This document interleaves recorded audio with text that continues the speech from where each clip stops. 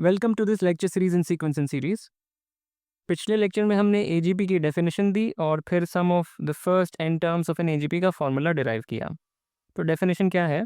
अगर कोई सीक्वेंस हमें दिया है A1 A2 A3 तो इसे एजीपी तब बोलते हैं जब एक एपी एग्जिस्ट करे अल्फा 1 अल्फा 2 अल्फा 3, एक जीपी एग्जिस्ट करे gamma 1 gamma 2 gamma 3 so on, such that जो फर्स्ट टर्म हमारे गिवन सीक्वेंस का है वो product of the first terms of these two progressions है।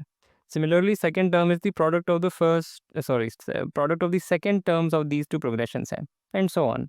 तो यहाँ पे लिखा हुआ है this is the most general form of an AGP और ये फॉर्मूला है for the sum of the first N terms of an AGP. ये फॉर्मूला हमें याद नहीं रखना है क्योंकि हम याद रख नहीं सकते। आज के लेक्चर में हम sum of an infinite AGP की बात करेंगे। जैसे हमने सम ऑफ अ फाइनाइट और अदर हमने पहले sum of first N terms of a GP का फॉर्मूला देखा था और फिर उसके बाद हमने सम ऑफ इनफाइनाइट जीपी का फॉर्मूला देखा था। वैसे ही सेम ट्रीटमेंट हम एजीपी के साथ करने जा रहे हैं। Some problems for practice and now let us get started. तो क्या करना है, ये जो पर्टिकुलर एजीपी है, ये एक एजीपी है, हम इसका सम का फॉर्मूला निर्धारित करना चाहते हैं। तो ये इनफाइनाइटली मेनी टर्म्स तक हमें सम करना है, ये कोई फर्स्ट एन टर्म्स की बात नहीं है।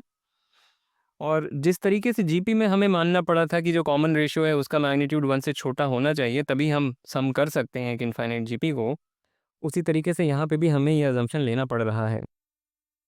आर ना लिखने के बजाय मैं बस एक्स लिख रहा हूँ, केवल नोटेशन का फ़र्क है। यूजुअली शायद आर ही लिखा जाता है, मैंने एक्स लिख दिया है। और हम एक ज्योमेट्रिक प्रूफ इसका देखेंगे, उसके बाद हम एल्जेब्राइकली भी देखेंगे, पर पहले ज्योमेट्रिक प्रूफ देखेंगे कि कैसे ये चीज़ हम निर्धारित कर सकते हैं। तो क्या किया, एक स्क्वायर बनाया जिसकी जो साइड लेंथ है वो है इस जीपी का सम। ये पहली जो सेगमेंट है ये है 1 लेंथ की, दूसरी सेगमेंट x लेंथ की, फिर x स्क्वायर लेंथ की एंड सो ऑन, फिर डॉट डॉट डॉट, और एक स्क्वायर बन जाएगा जिसकी साइड लेंथ हम तुरंत निकाल सकते हैं इस, क्योंकि वो इस जीपी का सम है तो साइड लेंथ हो गई 1/1 - x। ठीक है, तो ये जो साइड है और ये साइड बराबर है क्योंकि हमने स्क्वायर बनाया था। और ये जो रेड कलर की चीज़ है ये एक रेक्टेंगल है जिसका कि बेस 1 है और ये हाइट भी 1 है, तो ये भी एक स्क्वायर ही है, पर वो कोइंसिडेंटली एक स्क्वायर है। अब इसका एरिया क्या है, इस रेड वाली चीज़ का जो एरिया है वो है 1 यूनिट, राइट, क्योंकि ये 1 यूनिट साइड का स्क्वायर है। तो जो पहला टर्म हमारी एजीपी में लिखा है वो हमें मिल गया as the area of this particular thing.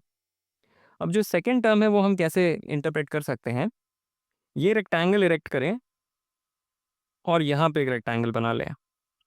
अब ये जो रेक्टेंगल है ऊपर वाला, इसका base is 1, height is x, तो इसका एरिया जो है वो है x। और सिमिलरली ये जो रेक्टेंगल है इसका बेस इज़ x पर हाइट इज़ 1, तो इसका एरिया भी x।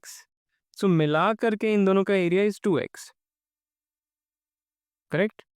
तो वो चीज़ हमने ड्रॉ करी, तो इसका एरिया भी x, इसका एरिया भी x, इन दोनों का मिला करके 2x। तो अभी तक जितना एरिया हमने कलर कर लिया है रेड और ब्लू मिला करके वो इतना सम है, राइट। अब ये टर्म कैसे आ रहा है, यहाँ पे एक रेक्टेंगल इरेक्ट करेंगे ऐसे, यहाँ पर और यहाँ पर। अब इसका एरिया क्या है, इसका base is 1, height is x square, तो इसका एरिया इज एक्स स्क्वायर। ये वाला जो है इसका base is x, height is x, तो इसका एरिया भी एक्स स्क्वायर। और सिमिलरली इसका बेस एक्स स्क्वायर है, हाइट 1 है, तो ये भी एक्स स्क्वायर। तो ये तीनों मिला करके हमें थर्ड टर्म दे रहे हैं। तो ये हम करते जाएंगे, तो जो कलर्ड रीजन है, जो कलर्ड एरियाज हैं, जैसे इस वक्त ये वाला जो पूरा कलर्ड एरिया है वो हमें 5x⁴ यानी कि जो फिफ्थ टर्म तक हमें पूरा सम दे रहा है, राइट। तो अगर ये करते जाएं, ये कलर करते जाएं, तो हमें पूरे इनफाइनाइट सम मिल जाएगा, राइट, क्योंकि ये तो कभी भी रुकेगा नहीं ये प्रोसेस। जब तक ये पूरा स्क्वायर भर ना जाए तब तक ये चलता रहेगा। तो इससे ये सिद्ध हो गया कि ये जो स्क्वायर है इसका एरिया बराबर है इस सम के। ठीक है, थोड़ा विचार कर लें अगर नहीं स्पष्ट हो रहा, पर मेरे ख्याल से हो जाना चाहिए। और इस स्क्वायर का एरिया हम तुरंत लिख सकते हैं क्योंकि हमें साइड ऑफ द स्क्वायर पता है। Side of the square is this GP का सम, वो है 1/1 - x। तो जो एरिया ऑफ द स्क्वायर है वो इस चीज़ का स्क्वायर हो गया जो यहाँ पे लिखा हुआ है। यहाँ पे हमने अजम्पशन लिया कि mod x is less than 1, तभी ये स्क्वायर एक फाइनाइट स्क्वायर है, अदरवाइज एक इनफाइनाइट स्क्वायर हो जाता और फिर हम कुछ नहीं बोल पाते। ठीक है, तो ये ज्योमेट्रिक प्रूफ हो गया इस पर्टिकुलर चीज़ का, और इसका अलजेब्राइक प्रूफ मैं यहीं पे दे देता हूँ कि अगर मान लेते हैं हमें ये अलजेब्राइकली करना होता तो इस सम को मैंने बोल दिया s, फिर x टाइम्स s, जिस तरह की चीज़ हम पहले कर चुके हैं तो उसको हम ऐसे लिख देंगे x plus 2x square plus 3x cube and so on. Subtract किया तो ये एक जीपी मिल गई 1 प्लस एक्स स्क्वायर, उसका सम हम जानते हैं, तो उससे आ गया s is equal to 1/1 minus x का होल स्क्वायर।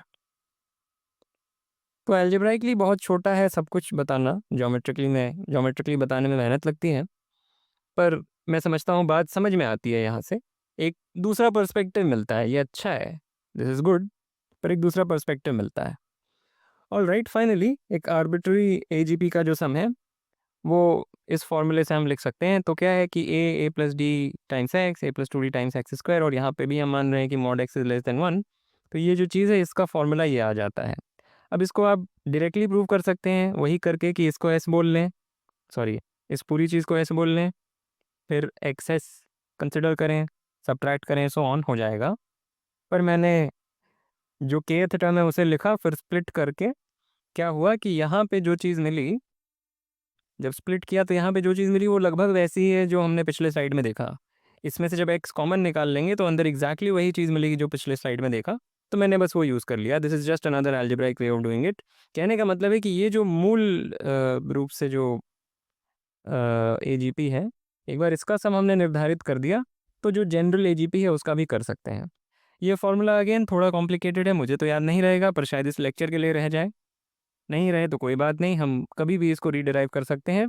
प्रॉब्लम जब देखें तो rather than trying to use the formula, जो प्रोसीजर है वो ही फॉलो कर लें, जो अलजेब्राइक प्रोसीजर है, सम को s बोलना, फिर एक्सेस कंसिडर करना, सब्ट्रैक्ट करना, वो ज़्यादा अच्छा है, क्योंकि ये याद तो बड़ा मुश्किल है रहेगा। ठीक है, तो अब कुछ इलस्ट्रेशंस देख लेते हैं। तो सम ऑफ द इन्फिनिट सीरीज़, ये एक इन्फिनिट सीरीज़ लिखी है, इसका हमें सम बताना है। ये क्लियरली एक AGP है क्या? नहीं, क्लियरली नहीं है। अगर केवल इतना पार्ट देखें तो वो एक AGP है, ये 1 एक अतिरिक्त बैठा हुआ है, तो जो इतनी चीज़ है ये एक AGP है, क्योंकि इसका न्यूमरेटर एक अरिथमेटिक प्रोग्रेशन में चल रहा है और डिनोमिनेटर एक ज्योमेट्रिक प्रोग्रेशन में चल रहा है। तो common ratio is 1/3 sort of, और जो AP है वो है 2, 7, 12 सो ऑन। तो ठीक है, so the answer would be, ये चलो मैं बेसिक से ही इसको कर देता हूँ solution. Again pause the video and try to solve it, although करना कुछ नहीं है, एकदम rote application of what we just learned. तो ये जो सम है,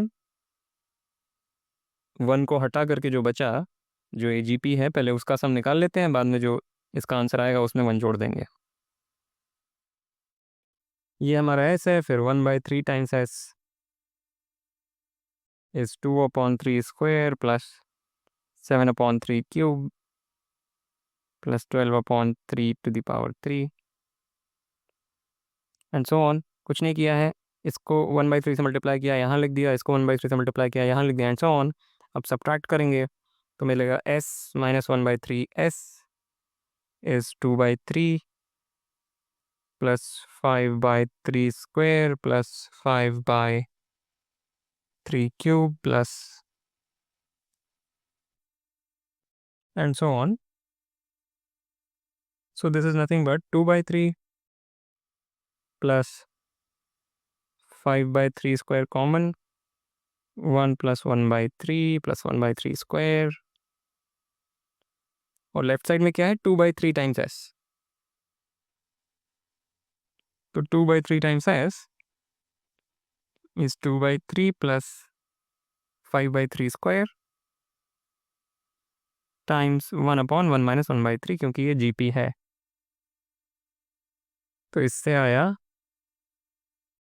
5/6, 2/3 plus 5/6, I think so. Yes, now this is equal to what? This is equal to denominator में 6, 4 plus 5, आई थिंक 9/6 आएगा। यहाँ 9/6 क्या होता है, 3/2, 3/2, तो 2/3s, मतलब ये पूरी चीज़ तो 2/3 टाइम्स s थी। तो इससे आया कि जो s है वो है 9/4, पर हमें s नहीं बताना था। s तो ये चीज़ है, हमें 1 + s बताना था। तो 1 + s इज़ 13/4, जो कि ऑप्शन में है। ये हमारा आंसर है। मैंने थोड़ा जल्दी जल्दी किया, पर क्योंकि कुछ समझाने का इसमें है नहीं तो मैंने कर दिया। ठीक है, नेक्स्ट। इस बार क्या है, थोड़ा सा इनडायरेक्ट है सवाल। एक एपी दी हुई है और उस एपी के बारे में कुछ जानकारी दी हुई है। हमें 4 टाइम्स दी सेकंड टर्म बताना है, यानी कि सेकंड टर्म बताना है। फिर वही चीज़ है, ये केजीपी है, क्लियरली बाय डेफिनेशन ही ये केजीपी है, जिसका कि जो कॉमन रेशियो है वो 1 से छोटा भी है, तो ये सम वैलिड है, तो ये हम सम निकाल लेंगे। चाहे तो फॉर्मूला लगा लें, पर अब बेसिक से ही करना है तो इसके कॉमन डिफरेंस को डी बोल देते हैं। और जो गिवन सम है वो ये है a1/2 + a2/2 स्क्वायर, फिर हाफ टाइम्स s हो जाएगा a1/2 square + a2/2 cube, so on. Subtract करेंगे तो लेफ्ट साइड तो s - s/2 ही लिख देता हूँ, वैसे तो हाफ s है, पर s - s/2, this is equal to a1/2 + a2 - a1/2 square, a3 - a2/2 cube, and so on. अब क्योंकि वो AP थी तो successive differences are just the common differences, तो this is nothing but d/2 square plus d/2 cube plus d/2 to the power 4 and so on. a1/2 और इसमें d/2 power 2 मैं common निकाल लेता हूँ, तो अंदर मिलेगा 1 + half square and so on, which is a1/2 plus d/4 times 1/1 - half, which is equal to a1/2 plus d/2, which is a2/2, right? This is nothing but a1 plus d/2, a1 plus d is a2. तो जो half of s है, ये पूरी चीज़ क्या आती है? This was half of s, तो half of s आया, ये पूरी चीज़ करके half of s is a2/2, तो s is equal to a2। ये चीज़ हमने डिराइव कर ली, पर s है क्या? s तो हमें दिया ही हुआ था, s is equal to a2, पर s वॉज 4, ये तो हमें पहले ही दिया हुआ था, राइट? ये पूरी चीज़ का सम तो 4 है, तो a2 is 4, a2 is 4, therefore 4a2 is 16, and that's it. अगले पे आते हैं, ये लास्ट है। इस बार दिया है, ये जो पूरी संख्या है p के टर्म्स में है, पर उसकी वैल्यू 8 दी हुई है, देन हमें p की वैल्यू बतानी है। फिर वही चीज़, ये डायरेक्टली शायद AGP नहीं है कोई, या शायद है भी। हाँ, ये एक AGP है, जिसमें कि ये जो AP चल रही है, अगर उस AP को देखें तो this is just a very simple AP, जिसका first term is 3 common differences p, और जो कॉमन रेशियो है AGP का वो है 1/4। तो this is very rote, this is a very rote question. फिर से वही, कुछ भी इसमें रोचक नहीं है।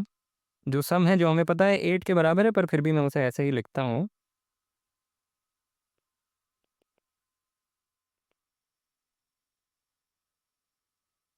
फिर 1/4s, this is equal to 3/4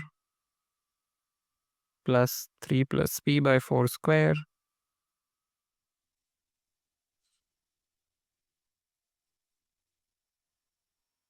subtract किया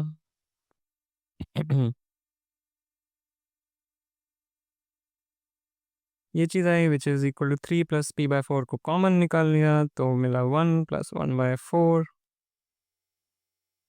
and so on, which is 3 + p/4, फिर GP के सम का formula, which gives us p/3, right? This is 3 + p/3, क्योंकि वो 4 कैंसिल हो जाएगा। और लेफ्ट साइड में क्या है? लेफ्ट साइड में हमारे पास 3/4s है, तो इससे हमें मिला कि 3/4s minus 3 into 3 is equal to p, right. ये चीज़ आ गई, पर s की वैल्यू हमें पता है, s की वैल्यू इज 8। तो यहाँ पे 8 अगर सब्सटीट्यूट करेंगे तो 2 times 3 is 6 minus 3 is 3 plus I think 9 आएंगी वैल्यू। कैलकुलेशन मिस्टेक अगर नहीं है तो दिस इज 9। वट एवर, कुछ भी बताने का इसमें नहीं है। So with that I want to end this lecture. As usual, like comment share subscribe and I will see you next time.